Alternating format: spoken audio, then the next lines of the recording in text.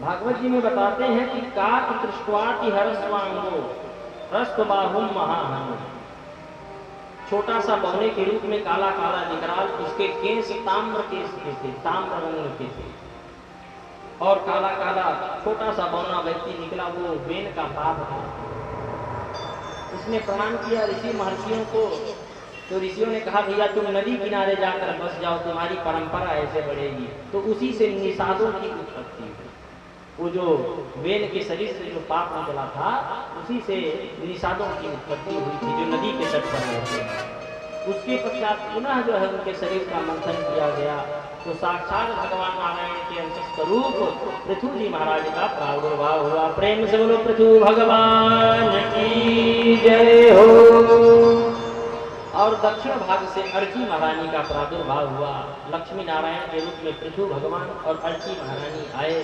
सभी बंधुजनों ने जो है उनकी स्तुति करी। उस समय जो है पूरी पृथ्वी जो है अन्न को अपने अंदर तिरोहित कर चुकी हुई थी, अन्न को अपने अंदर तिरोहित कर चुकी। पृथु जी महाराज ने देखा, उद्यम किया नाना प्रकार से। पृथ्वी महारानी ने अपने गर्भ के अंदर सब चीजें छिपा दी थी। एक दिन पृथु जी महाराज कुपित हो गए, धनुष बाण लेकर पृथ्वी महारानी पर कोप करने के लिए दौड़ पड़े। जब दौड़ पड़े तो पृथ्वी महारानी एक स्त्री का रूप बनाकर जो है पृथु जी महाराज के चरणों पर आकर गिर जाती है कि प्रभु मैं तो आपकी दासी हूँ, विष्णु पत्नी महामाई, मैं तो आपकी अर्धांगिनी हूँ और आप मुझ पर कोप दिखा रहे हैं। भगवान पृथु कहते हैं कि देवी तुमने तो अपने गर्भ में पूरे अन्न धन को जो है छिपा दिया है, मेरी प्रजाजन जो है सूखे में अकाल ग्रस्त होकर व्याकुल हो गई। तो पृथ्वी महारानी ने कहा कि महाराज ऐसा काम करिए कि मैं गौ का रूप धारण करके चली आती हूँ और आप जो है दिव्य रूप से होकर मेरे शरीर से जितने भी प्रकार के संसार में जितने प्रकार के अन्न हैं, रस हैं, औषधियाँ हैं, वस्तुएं हैं, उन सब का दोहन करना। जी हाँ। और वैसे करने के प्रभाव से जो है एक दिन पृथ्वी महारानी जो है गौ का रूप धारण करके आई। जैसे गौ का रूप धारण करके आई धरित्री मैया जो है, और वैसे ही पृथु जी महाराज ने उनके शरीर से जो है गौ रूप से दोहन किया। महाराज पृथु ने जब दोहन किया तो मनु जी महाराज बछड़ा बनकर आ गए, क्योंकि बिना बछड़े की गाय जो है दूध नहीं देती। तो मनु जी महाराज बछड़ा बनकर आए और उसमें से जो है ये धान है, चना है, मसूर है, जितने भी सावा है ये सब अन्न जो है उसमें से प्रकट हुए। देवता भी आ गए, देवताओं में इंद्र जो है बछड़ा बन के आ गए, और जो है देवताओं ने जब पृथ्वी मैया का दोहन किया तो उसमें से जो है नाना प्रकार के स्वर्ग के भौतिक सुख जो है, अमृत है, कल्प वृक्ष है, ये सब चीजें प्राप्त हो गई। ऋषियों ने सोचा कि हम भी क्यों पीछे रहे, तो वशिष्ठ जी महाराज श्रेष्ठ थे। वशिष्ठ जी महाराज बछड़ा बनकर आ गए। उनमें से जो है चारों वेद हैं, पुराण हैं, उपनिषद हैं, शास्त्र हैं, सब ग्रंथ उनमें से उत्पन्न। ऋषियों में जो औषधियों के ज्ञाता थे उनमें वो आ गए, अश्वनी कुमार को उनको उन्होंने बछड़ा बना दिया, और उनमें से जितनी भी प्रकार की जो है औषधियां हैं, लता है, गुलमर है, पताएं हैं, वह सब प्राप्त हुए। असुर भी पीछे नहीं रहे, प्रहलाद जी महाराज को बछड़ा बना दिया और फिर दोहन किया तो मदिरा है, आसव है, ताड़ित है, आसुरी विद्याएं हैं, ये पृथ्वी मैया के गर्भ से। इतना जब दोहन हुआ सभी प्रजाएं बड़ी प्रसन्न हो गई। अब प्रजा जन पृथु महाराज के पास आकर बोले कि महाराज इतना अन्न धन का हम करेंगे क्या? बोले इसको जो है भूमि पर लगाओ और भूमि मैया पुनः हमें वापस दें। देखा कि सभी पर्वत पहाड़ थे। पृथु जी महाराज ने सभी का खंड किया और खंड करके उसको बराबर भूमि कृषि के योग्य बनाया, और तब से फिर उसमें कृषि हुई। तो किसानों के पहले प्रवर्तक देवता है पृथु जी महाराज। पृथु जी महाराज ने हमको टेक्नोलॉजी सिखाई कि कृषि कैसे करना चाहिए। उसके बाद फिर बलराम किया कृषि के द्वितीय प्रवर्तक देवता थे। पहले में पृथु जी महाराज ने, जिन्होंने पूरे पर्वतों को खंड कर करके जो है पृथ्वी को कुछ भाग को मैदानी भाग बनाया, और जब फिर लहलहा कर जब फसल जो है उगने लगे, सबको खूब अन्न प्राप्त हुआ, सबके कोठार में जब धान भरने लगा तो पुनः पृथ्वी जी महाराज के पास गए, बोले महाराज इतने सारे अन्न धन हमको प्राप्त हो गए, क्या करना चाहिए? तो उन्होंने कहा कि पहला भाग जो है भगवान को अर्पित करो। जी गाँव में भैया जैसे ही धान का समय आता है, धान का जैसे ही समय आता है तो किसान लोग अपने अपने कोठार में अपने अपने जहाँ पर कि इस बार हमको कितना मिला ये देखने के लिए जो है रखते हैं। तो वो गांव में जो बड़ा सा वो क्या कहते हैं उसको काठा से नापते हैं कि इस बार भगवान ने हमको कितना दिया। तो काठा से नाप के पहला जब भाग भरते हैं तो क्या कहते हैं? एक को एक नहीं कहते, राम कहते हैं। जी जल्दी पहले भाग को क्या करते हैं? बोले राम। फिर गिनती चालू होती है 2 3 4 5 है, ऐसी ही बात। बोले राम कहने का तात्पर्य क्या है जानते हैं?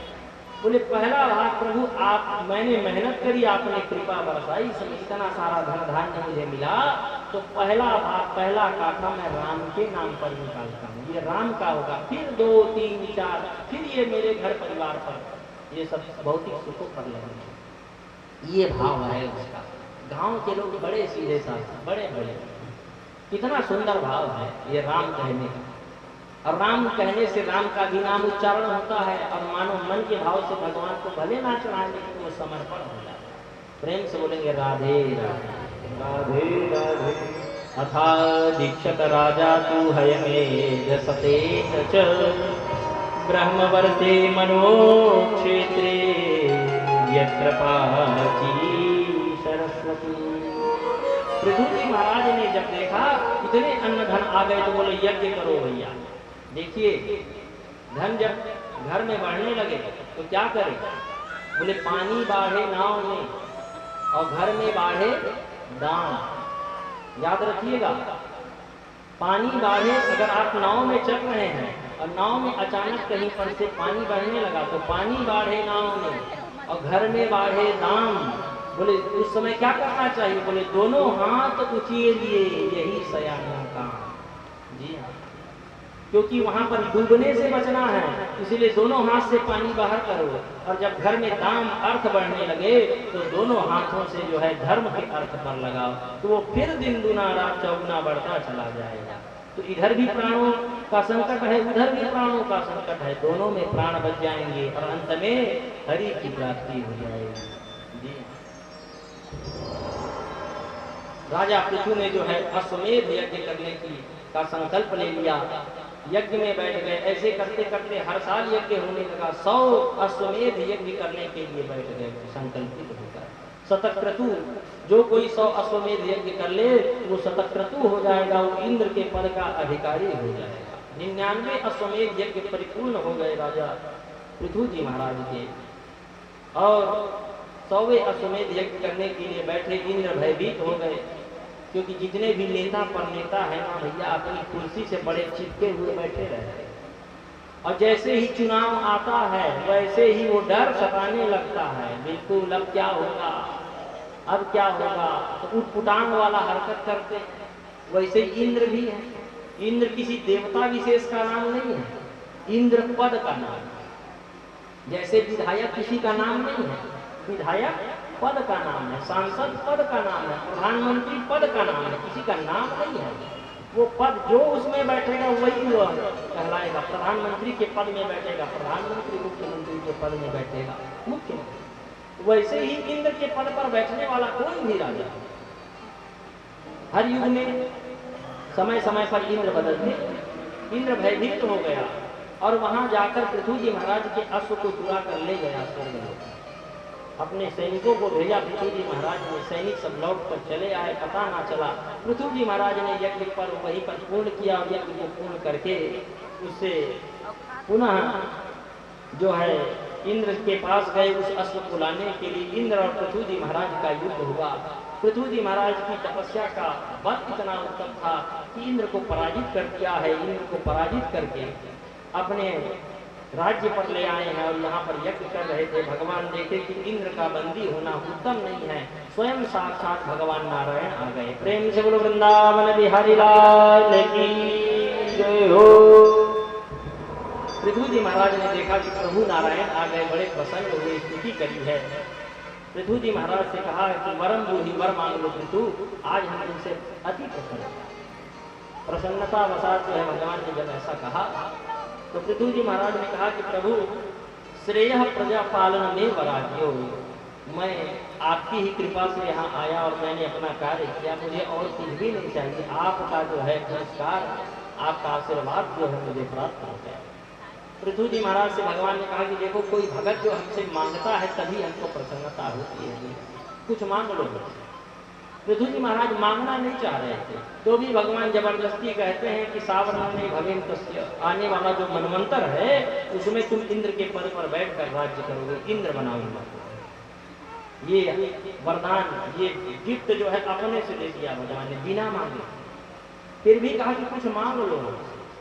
तो पृथ्वी जी महाराज कहते हैं कि प्रभु क्या मांगू आपसे? इन्ना कामयेना तदप्यहं क्वचिन् न यत्र युष्मा चरणाम्बुजासवः महन्तमान्तर्हृदयान्मुखच्युतो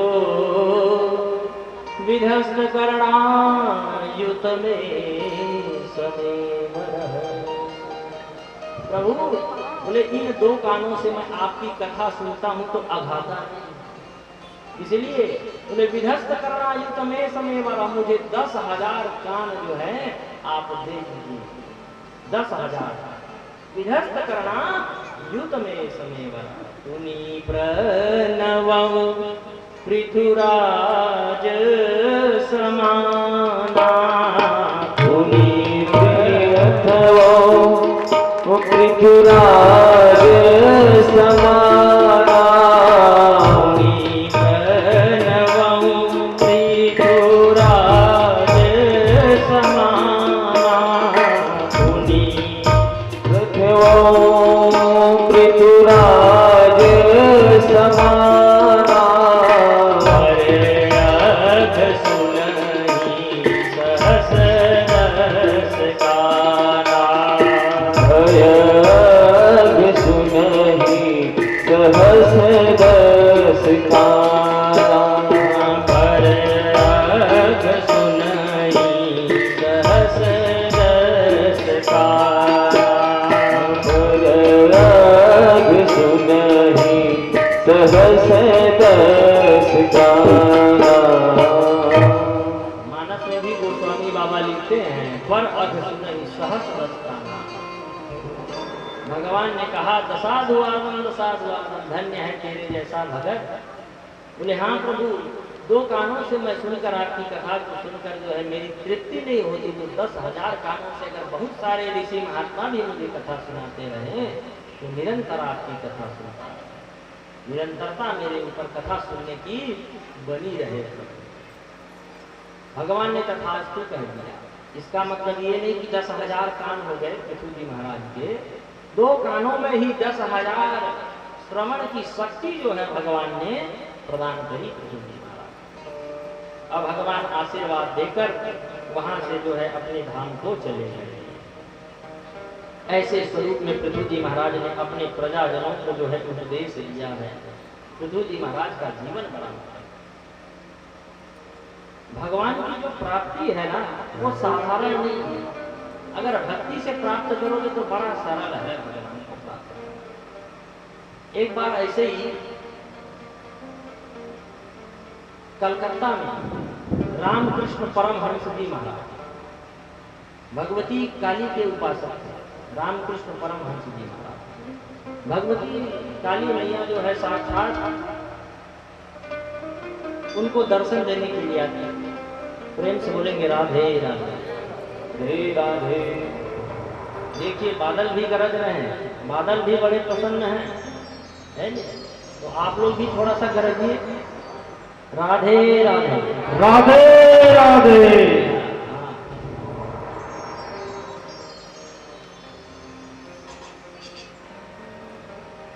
रामकृष्ण परमहंस जी महाराज भगवती के लिए इतने समर्पित थे, इतने समर्पित थे। कलकत्ता नगरी में रहते थे और भगवती गंगा प्रवाहित है वहाँ।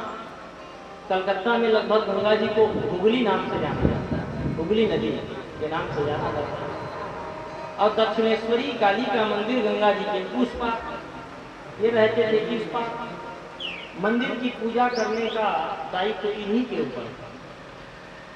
उस समय नाव पर जाने पर पैसे लगते, आज भी लगते हैं, उस समय भी नहीं। तो रामकृष्ण परमहंस जी महाराज जब विद्यार्थी जीवन था उनका, तो प्रतिदिन काली मैया की पूजा करने के लिए कभी भी रोक टोक नहीं करते।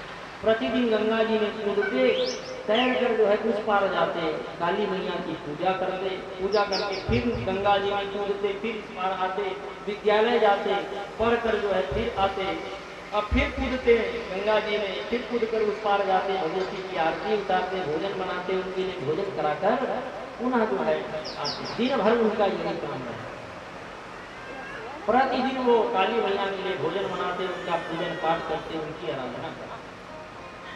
ऐसा करते करते जब कुछ समय व्यतीत हो गया, तो भगवती काली मैया की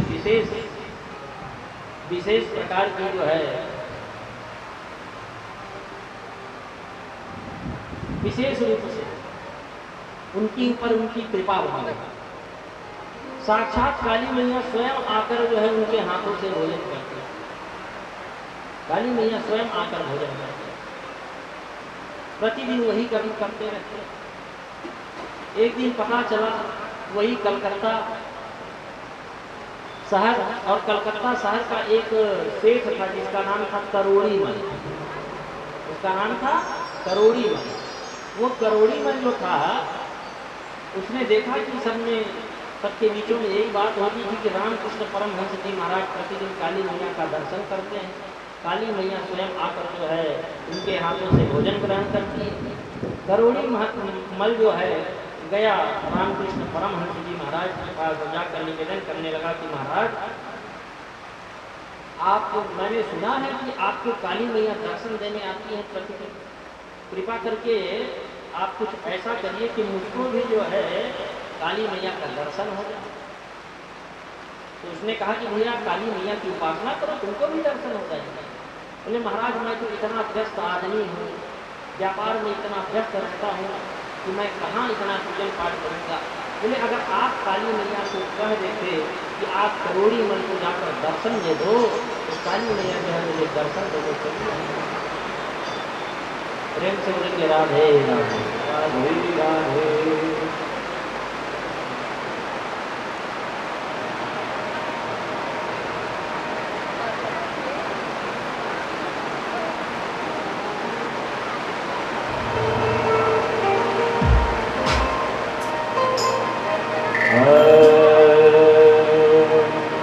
जय जय राधारमण हरि बोल रे, जय जय राधारमण हरि बोल रे, जय जय राधारमण हरि बोल रे, जय जय राधारमण हरि बोल रे, जय जय राधारमण हरि बोल रे, जय जय राधारमण हरि बोल रे, जय जय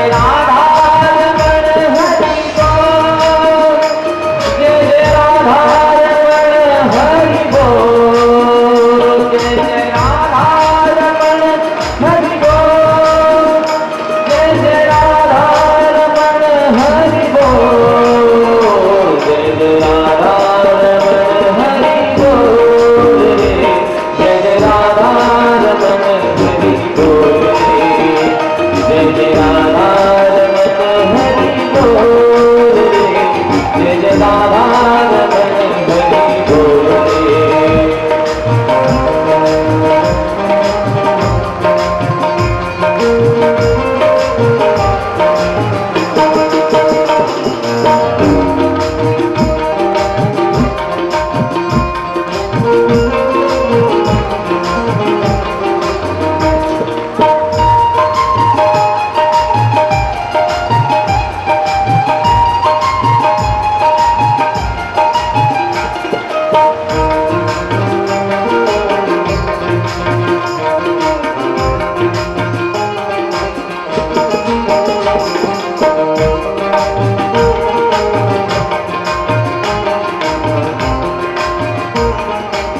Oh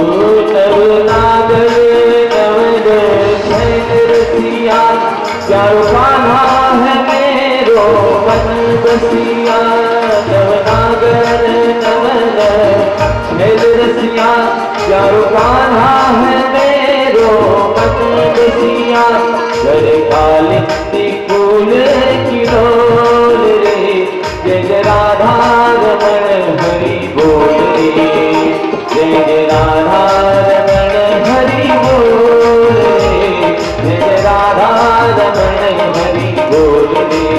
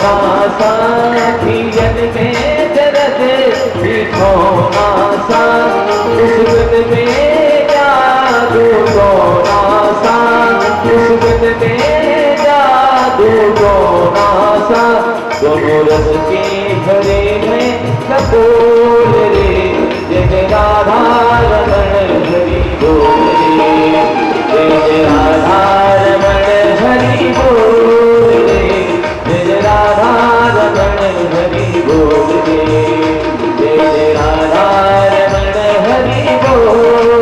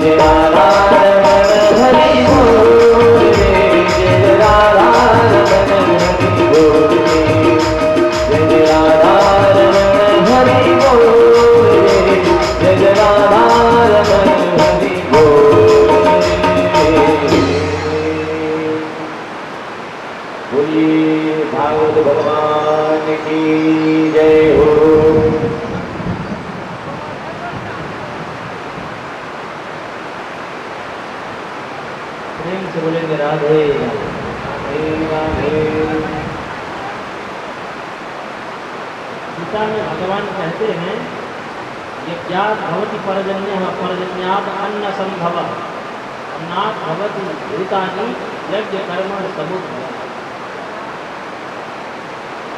यज्ञ करने से वर्षा होती है। यज्ञात भवति परजन्यः। देखिए अभी यज्ञ पूरा ही नहीं हुआ, अभी पूरे 9 दिन नहीं हुए हैं, लेकिन भगवान की विशेष कृपा अभी से यज्ञ हमारा पूर्ण हो गया है, अभी से यज्ञ पूर्ण हो गया।